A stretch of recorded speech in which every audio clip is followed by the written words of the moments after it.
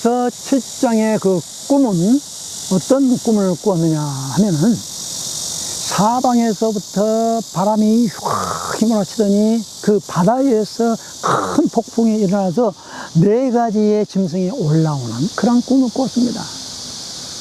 첫 번째 짐승이 먼저 올라오는데 사자처럼 생긴 짐승이었던 것입니다. 근데 날개가 달렸어요. 날개가 달렸는데 이 사람처럼 또 일어섰습니다. 그러한 그 짐승에 대한 꿈을 꾸었고요. 그 다음에 두 번째 또 그 바닷가에서 일어난 그러한 짐승은 곰같이 생긴 그러한 짐승이었던 것입니다. 두 번째 올라온 그 짐승은 곰같이 생긴 그러한 짐승이 올라왔는데, 입에는 갈빗대 3개를 물고 올라온 그러한 거대한 짐승, 곰 같은 그러한 짐승 꿈을 꿨는데, 근데 잡아먹어라 계속 먹어라 라는 그러한 소리가 들려왔던 것입니다. 세 번째 올라온 그 짐승이 있었는데, 그 세 번째 올라온 짐승은 표범같이 생긴 그러한 짐승이었는데, 날개가 4개 달리고 머리가 4개 달린 그 표범같이 생긴 짐승이 올라왔는데 얼마나 민첩한지 모릅니다. 그런 짐승이 올라오는 꿈을 꾸었고, 그런데 4번째 올라온 짐승은 말로 표현할 수 없는 무시무시한 그러한 짐승 꿈을 꾸었습니다. 그 4번째 무시무시한 짐승은 뿔이 10개가 달려 있고요. 그리고 이빨은 쇠이빨로 되고 그냥 마구제비로 발로 밟고 짓밟고 먹은 것은 뱉어버리고 그냥 개걸스럽게 먹고 또 토해내고 말이죠. 엄청난 그러한 무시무시한 그러한 짐승이 올라오는 그런 꿈을 꾸었어요. 그 4번째 짐승은 또 특이한 게 뭐냐면은, 그 10뿔에서 또한 새로운 그 뿔은 작은 뿔이 나오는데, 그 작은 뿔이 나옴으로 인해서 그 새 뿔이 없어져 버려요. 그 작은 뿔이 눈이 달려 있고 눈들이 달린 입을 통해서 큰 말을 하고 있어. 그러한 그 투덜대는, 그리고 뭔가 허풍을 떠는 그러한 참남한 말을 하는 그러한 짐승의 꿈을 꾸었던 것입니다. 번민했다고 그랬죠, 다니엘이. 그런데 그 한 곳에 또 큰 보호자에 대한 그 꿈을 보았습니다. 그 보호자에 앉으신 분이 있는데,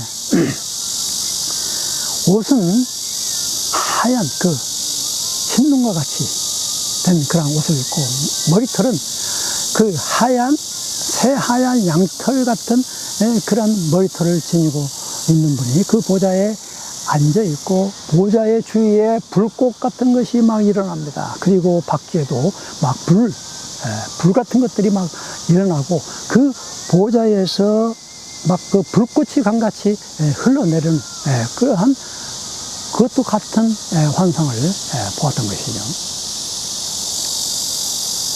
그런데 그 불꽃이 강을 이루어서 그 4 짐승들을 다 없애버리고 맙니다. 사라져버리고 맙니다.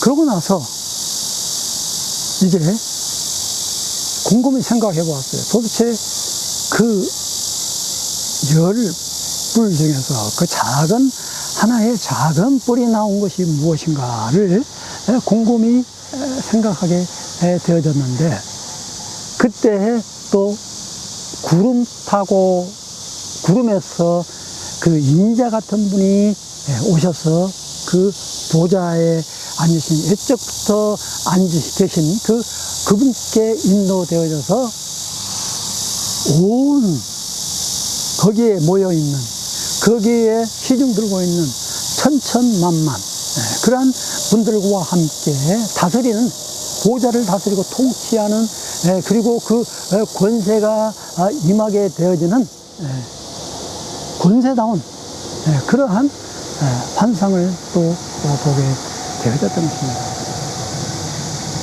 그 위험은 말로 다 표현할 수가 없었던 것이죠. 그래서 도저히 이 꿈에 대한 의미가 무언가 굉장히 고민하고 있었을 때에 천사가 또 나타나서 해석을 해주셔야 되거든요. 내 짐승은 앞으로 일어날 내 나라와 같다.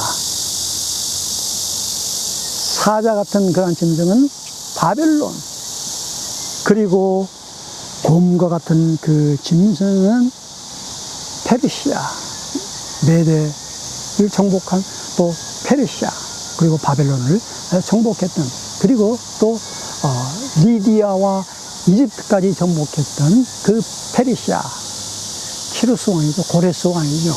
그걸 상징하는 그런 모습이었던 것이죠. 그리고 세 번째 일어날 나라는 헬라, 그리스, 알렉산드리아. 바로 표범같이 막 그냥 돌아다니면서 온 제국을 삼키는, 개걸스럽게 삼키는 그러한 것들을 상징하고 있었던 것입니다. 그래서 알렉산드리아 왕은 헬라의 그 당시에 그리스 알렉산드리아 왕은 그 아버지, 그 스승이 아리스토텔레스죠. 그 아리스토텔레스 밑에서 자란 그 알렉산더 왕은 젊은 나이에 20대 때 왕이 되어가지고 그 아버지의 뒤를 이어서 온통 다니면서 그 정복하는, 온 나라를 정복하는, 그 당시에 동아시아, 유럽, 그런 인디아까지 차지하게 되어지는, 이집트까지 차지하게 되는 그런 유명한 왕이었던 것이죠. 그런데 산더 왕이 더 이상 땅을 차지할 땅이 없다고 그래가지고 한탄했다고 그러죠. 근데 이 알렉산드리아 왕은 굉장히 참 너무 술을 많이, 젊었을 때 술을 많이 좋아해가지고 한 10일 동안 그게 뭔가 이상한 병에 걸려가지고 아파가지고 죽고 말았습니다. 이거죠. 33살에 죽고 말았습니다. 그 33살에 죽어가지고 그 밑에 있는 4사람이 이제 그 나라를 다 찢어서 나눠가지게 되어지는 것이죠. 그것이 그 표범의 네 머리와 네 날개에 대한 그러한 형상으로 나타내고 있는 것을 볼 수가 있는 것입니다.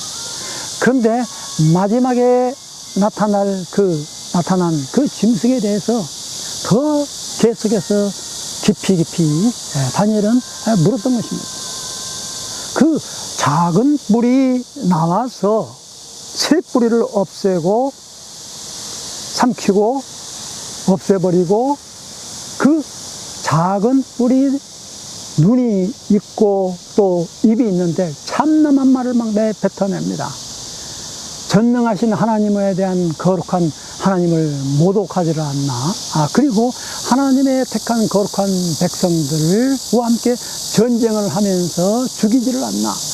그것이 한때, 두때, 반때까지 계속해서 그러한 일들을 하게 되어지는 그러한 광경을 보게 되어졌던 것이죠. 그것을 이제 해석하게 되어지는 데 있어서 더 많은 번민을 갖게 되어지는 것이죠. 그 작은 뿔이, 그러니까 다니엘서 2장과 7장에 대한 더 명확하게 차이점을 이야기한다면 바로 이 작은 뿔에 대한 그러한 이야기인 것입니다. 작은 뿔은 그러니까 사람처럼 생겼다라는 이야기죠. 눈이 있고 입이 있고, 그리고 거룩한 백성들을 죽이기도 하고 말이죠. 하나님의 또 그 법과 때를 변개시켜버립니다. 바꿔버립니다. 마음대로 바꿔버리고 맙니다. 이것이 굉장히 참 의미심장한 그런 이야기가 아니었습니다. 이 마지막 때에 되어질 그러한 예언을 보게 되어지는데, 그 10뿔 중에서 마지막에 나온 그 작은 뿔이 그와 같은 행위를 한다 이겁니다. 그러면 이 꿈에 대한 그 해석과 또 영적인 의미를 우리는 알아야 되겠는데요. 참으로 이것이 많은 사람들 가운데 또 학자들과 또 신학자들, 목사님들이 여러 가지 많은 그러한 해석을 내놓기도 합니다. 그 역사적인 배경은 거의 누구나 다 일치합니다. 내 나라가 일어났고 또 그 왕들, 그리고 열왕, 그 로마 제국으로 인하여서 나누어진 그 황제들 이야기, 그리고 이 작은 뿔에 대하여서 캐톨릭 황제라고, 캐톨릭 교황이라고 그렇게 많은 사람들이 이야기를 합니다. 물론 많은 그것도 일리가 있다고 봐야 되겠죠. 캐톨릭 국가가 어떤 그런 국가입니까? 참으로 그 작은 뿔처럼 말이죠. 그리고 그게 바로 이 바티칸 공화국이 그게 바로 그러한 나라가 아니겠습니까? 다른 나라와는 속성이 달라요. 바티칸 공화국은 인구가 1000명도 안 됩니다. 그런데 도시, 국가가 되어 있습니다. 유엔에도 가입이 되어 있습니다. 1929년에 라테란 그 조약에 의해 가지고 그 바티칸이 하나의 나라가 형성이 되어졌고, 모든 그 종교와 정치적인 그러한 모든 것들이 다 포함이 되어졌던 것이죠. 그래서 교황이 그 전에 역사에 대한 이야기를 보면은 교황과 황제 간의 그러한 갈등에서 황제가 교황 앞에 무릎 꿇는, 그게 카노사의 굴욕 사건, 11세기 때 있었던 그러한 이야기가 나오죠. 교황이 파문을 시켜버린 거예요, 황제를. 그러니까 무릎을 3일 동안 꿇으면서 사죄를, 용서를 구하게 되고. 그런데 또한 그 로마 캐톨릭 국가가 또 비참한, 비굴한 그런 역전되어지는 그런 상황이 발생하게 되어지는데, 또 18세기에 프랑스 그 나폴레옹 왕에 의해서 또 이제 교황이 쫓겨가게 되는, 프랑스로 쫓겨가서 또 죽임당하게 되어지는, 또 교황의 고리가 완전히 다 무너지는 그런 상황까지 가게 되어져서 얼마나 많은 피비린내 나는 그런 전쟁이 일어납니까? 중세 암흑시대의 종교 재판으로 인하여서 수천만 명이 죽는 그러한 참으로 안타까운 그러한 일들이 벌어지게 되어지는 것을 볼 수가 있고요. 또 최근에만 하더라도, 최근이 아니라 이런 그 20세기 때 와서도 그 유대인, 홀로코스트, 유대인들이 수십만 사람이 또 죽어나가는 그러한 과정들을 보게 되어지면은 그 다니엘이 꾼 그 꿈, 환상이 그대로 이루어진 것을 우리는 볼 수가 있는 것입니다. 오늘 저는 그 과거에 대한 그 역사를 그냥 서술한다기보다도 하나의 역사책에 불과하지 않습니까? 그것으로 끝나버리면 누구나 다 알고 있는 그 역사의 교과서 내용이 아니기 때문에 그것으로만 이야기한다면 아무런 의미가 없을 것입니다. 그러나 오늘 우리가 이 마지막 때에 살고 있는 우리에게 주어지는 그런 말씀, 우리가 어떻게 행동해야 할 그러한 메시지인가를 우리는 주의 있게 우리는 살펴봐야 된다는 이야기입니다. 뿔 상징하는 것이 무엇입니까? 권세입니다. 권세, 힘입니다. 그러나 이것은 세상 사람들이, 군왕들이 상징하고 있는 그런 권세죠. 그러나 오늘 이것이 그 작은 뿔이라는 것을 오늘 제가 영적으로 해석한다면 교회 안에서까지 이것이 뿔에 대한 그 권세가 등장하게 되어진다라는 겁니다. 그것이 보편적으로 말하면 캐톨릭 아니겠습니까? 교황권이 얼마나 셉니까? 전 세계의 그런 그 위엄, 권위, 대통령하고도 같이 맞먹는 아주 우리나라 대통령보다 훨씬 더 권위가 있는, 권세가 있는 그런 교황 아니겠습니까? 종교 안에서 이러한 그 권위, 권세를 드러내는 것이 바로 이 뿔의, 작은 뿔에 대한 상징인 것입니다. 베드로가 초대 교황인데 말이죠. 베드로는 우리가 존경하는 예수님의 제자, 수제자, 베드로는 어떻게 죽었습니까? 마지막에 십자가에 거꾸러서 매달려 죽었지 않습니까? 그런데 교황들 보세요. 얼마나 그 기고만장하고 교만한 그런 것들을 지금 한탄하고 있는 그런 모습 아니겠습니까? 종교인이 가지고 있는 이 뿔은 바로 그것이 오늘 우리에게 말하고 있는 적그리스도라는 것입니다. 로마 교황, 그러한 교황권뿐만이 아니라 오늘 우리가 다니고 있는 이 개신교 안에서도 한번 보십시오. 수많은 교파들 가운데 그 교단장들, 총회장들, 그 권위 한번 보십시오. 그 총회장들 뿐만이 아니고 큰 대형교회 담임 목사들의 그 권위 한번 보십시오. 큰 교회 담임 목사가 해외에 나가서 이제 김포 공항에 돌아오면 거기에 부목사들이 쫙 줄지어 서가지고 그 도회를 가지고 그 맞이한다고 그러지 않습니까? 예수님에 대한 그 십자가의 그 희생과 그 고난과 낮아짐과 제자들을 향하여서 발을 씻기는 그러한 희생과 봉사는 다 사라져버리고 말았습니다. 강단에서는 말씀을 교인들에게 아주 섬기고 봉사하고 그렇게 낮아지고 겸손하라고 강단에서는 외치고 있지만은 그러나 실상은 본인은 그렇지 않고 있는 것입니다. 교육자들 모임, 총회 모임 보면은 얼마나 기고만장한 사람들이 많이 있으니까 서로가 총회장 되려고 막 아주 비열한 짓들을 얼마나 많이 하고 있습니까? 그리고 또 교회 안에 있는 장로들은 그 노예에서 얼마나 정치적인 그런 알력과 그 패거리가 형성되고 있습니까? 때와 작은 뿔이 나타나서 때와 법을 고쳐버리고 맙니다. 이미 로마 캐톨릭에서 그런 것들을 다 고치지 않습니까? 안식일을 주일날로 바꿔버리고 말이죠. 그리고 십계명에 대한 그 이계명 우상을 섬기지 말라고 그랬는데 이것도 다 없애버리고 마는 거예요. 그래서 로마 캐톨릭에서는 그 성상, 성모 마리아가 더 굉장히 또 우위에 있지 않습니까? 하나의 상들, 얼마나 많은 그러한 성상들을 섬기고 있습니까? 저는 필리핀에서 1년 동안 그 선교사 훈련을 받은 적이 있는데요. 필리핀은 거의 로마 카톨릭입니다. 그런데 집집마다 그 성모 마리아 상이 있습니다. 상. 그걸 섬기고 그냥 그게 우상이 되는 거예요.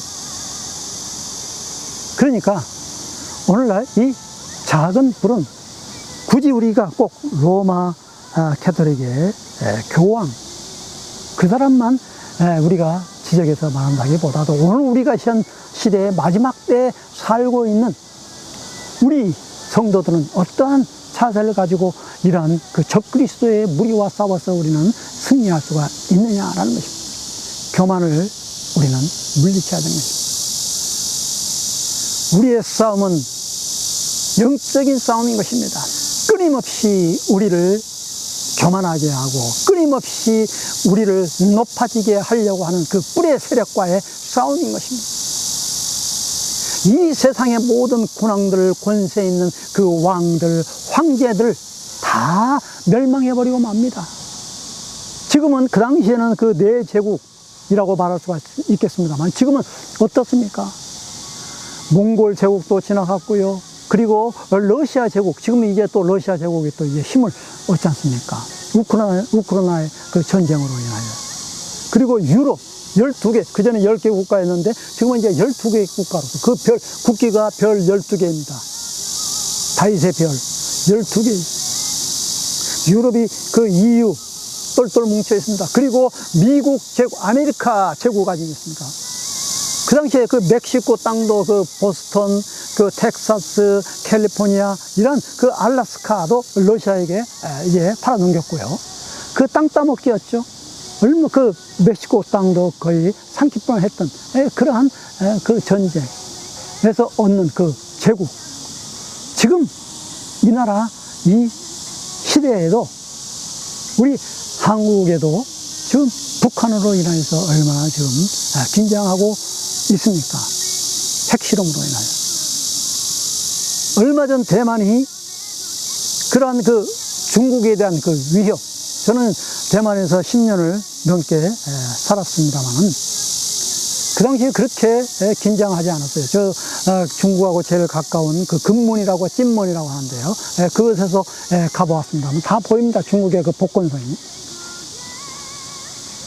지금 대만을 이제 완전히 포위했지 않습니까? 중국이 이제 언제든지 이제 공격할 수 있는 그러한 준비를 다 갖추고 있는데 언제 어느 때 지금 이게 화약고가 터질지 말이죠. 우리는 분간할 수가 없습니다. 대만, 우크라이나 아니면 또 중동의 이스라엘과의 그 팔레스타인과의 끊임없는 그러한 그 전쟁 속에서 우리는 지금 살고 있습니다. 미국의 패권이냐, 중국의 패권이냐, 중국과 러시아의 그 연합이냐, 아니면은 미국과 그러한 그 EU, 유럽 국가의 연합의 그러한 그 줄다리 그러한 치킨 게임에서 우리나라와 같이 조그만 그러한 땅덩어리를 가지고 있는 사람은 어떤 힘을 발휘할 수가 없는 것이죠. 개인의 독자의 힘으로 살아날 수가 없는 것입니다. 그래서 우리나라는 지금 눈치를 보고 있지 않습니까? 우리 미국과의 관계, 동맹의 관계, 또 중국과의 그 관계의 눈치를 지금 보고 있지 않습니까? 어느 편에 서야 되느냐 이거예요. 이러한 위기의 시대 때에 코로나 팬데믹이 찾아왔고, 그리고 지구 곳곳에 굶어서 죽어가는 그러한 기근으로 인하여서 죽어가는 백성들이 많이 있습니다. 또한 기후현상, 이상기후현상 보십시오. 그제 같은 경우는 서울에 110 몇 년 만에 그러한 일어나는 갑자기 한 곳에 줄기가 형성이 돼가지고 그곳에 완전히 물폭탄을 보내서 서울, 우리 한국의 심장이라고 할 수 있는 그 서울, 그것도 최고의 번화의 도시 강남에다가 완전히 물폭탄을 부었지 않습니까? 수많은 사람들이 또 죽었지 않습니까? 이러한 기후 이상 기온의 현상을 통해서 이제는 하나님께서 보내신 이 사인 속에서 어떻게 우리는 마지막 때를 살아가는 우리가 믿음으로 준비해야 되느냐라는 것입니다. 때요. 기도해야 한다는 것. 지난번에 이야기했던 것처럼 다니엘은 정시 매일 시간을 정해놓고 하나님 앞에 부르짖었던 것입니다. 포로로 붙잡혀 온 다니엘. 예루살렘 성전을 향하여서 창문을 열어놓고 무릎을 꿇고 하루에 3번씩 기도하는 다니엘. 의인이 찍힌 것을 알고도, 죽을 줄 알고도 기도하는 다니엘. 뜻을 정한 다니엘. 그것을 오늘 우리에게 말씀하고 있는 것이 아닙니다. 그 다니엘서를 읽는 가운데 그 마지막 예언을 때를 시간을 맞춰서 언제 어느 때 몇 월 며칠에 몇 시에 오니까 그것을 시간 게임, 숫자 게임 거기에 빠져 있는 것이 아니라 우리는 지금 오늘 이 하루를 주님 오시는 그날을 항상 대비하면서 깨어 기도하면서 믿음으로 하나님 말씀에 비추어서 순종하며 나아가야 되는 것 아니겠습니까? 그래서 오늘 우리에게 다니엘서 7장은 교훈하고 있는 것입니다. 하나님 말씀대로 다시 돌아와야 되는 것입니다. 어떻게 때와 법을 하나님의 그 계명을 고쳐버리고 맙니까? 절기, 성경에 나오는 그 유월절을 다 없애버렸어요. 그리고 또 초막절, 77절, 오순절 아니에요. 하나님께서 제정한 이 절기, 이 아름다운 절기, 그곳에 숨겨져 있는 이 비밀이 있는데 그것을 전부 유대인이 지키는 그러한 그 한 나라의 이스라엘의 그 백성이 지키는 유대인의 절기로 그걸 치부해버리고 마는 것입니다. 그래서 우리는 그걸 절기 지킬 수 필요 없다 이거예요. 그 유대인의 절기다 이거예요. 하나님의 성경의 말씀이 유대인에게만 적용된 책입니까? 하나님께서 제정해 주신 이러한 그 때와 절기 속에 하나님의 놀라우신 신비스러운 그 비밀이 그 속에 담겨져 있는 것이 그걸 모르는 것입니다. 초막절 속에 숨겨져 있는 그 비밀, 엄청난 그런 하나님의 그 축복의 비밀을 깨닫는 자만이 그것을 누릴 수가 있게 되어지는 것입니다. 겸손하고 더 낮아지고 우리는 주님 오시는 그날까지, 그리고 그 심판의 그 보좌, 그 보좌에서 나오는 그 책들이 펴져 있다고 그랬지 않습니까? 그 책들이 그 펴져 있음으로 말미암아 심판이 임하게 되어지는데, 그것은 두 가지 이중적인 의미가 담겨져 있는 것입니다. 생명록에 기록되어 있는 사람은 구원을 받을 수가 있고, 그 생명록에 기록되지 못한 그 악인에게는 심판이 임하게 되어지는 것을 마지막 때에 우리에게 말하고 있지 않습니까? 분명한 상급과 분명한 보상과 분명한 결과가 주어질 것입니다. 악인과 구원받는 사람, 사랑하는 우리 모든 성도들은 심판으로 나아가지 아니하고 주님께서 오시는 그날에 구원의 생명록에 기록되어져서 기쁨으로 같이 주님을 영접하는 그 하나님이 통치하시는 나라, 영원하고 영원하고 영원하다는 그러한 하나님의 통치권 속에 지배를 받는 우리 모두가 되어주시기를 간절히 바랍니다. 기도하겠습니다. 이 세상 사람들은 없어질 그런 세상의 나라에 속하여서 군왕들을 바라보고 그들에게 의지해서 머리를 조아리고 살다가 죽어가고 흙으로 잿더미로 멸망되어져 버리고 맙니다. 짐승 같은 이러한 세상에서 우리가 살고 있습니다. 이 세상의 군왕들은 얼마나 난폭하고 힘이 센지 짐승 같다고 그랬습니다. 하나님, 우리는 이런 짐승 같은 나라에 비록 살고 있지만은 우리의 심령과 우리의 마음은 영원한 하나님의 보좌의 백성으로 살아갈 수 있는 저희들이 되어지도록 도와주시옵소서. 예수님의 이름으로 감사하였습니다.